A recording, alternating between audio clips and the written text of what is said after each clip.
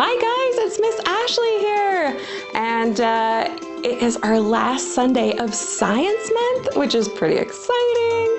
We've been learning about how God gave us awesome abilities to use our intelligence and our reasoning, and we are able to do experiments and be creative.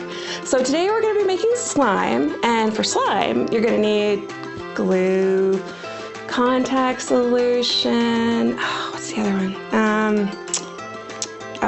Glue, contact solution, food coloring, maybe some baking soda.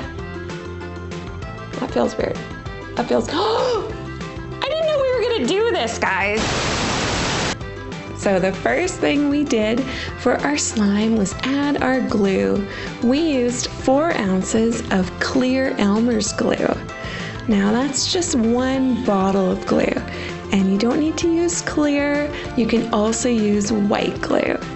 The next thing we added was a teaspoon of baking soda, and then our contact solution, 3 tablespoons, and I added a couple drops of food coloring to the contact solution.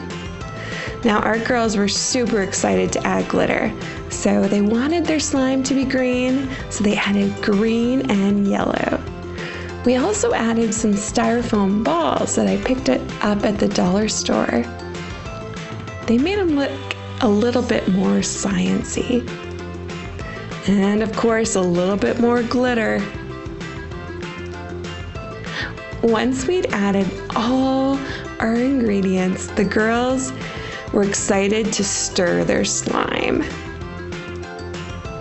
Now you can use a spoon or you can just use your hands. Either way, you want to pick up the slime and knead it and stretch it to make it extra easy to work with.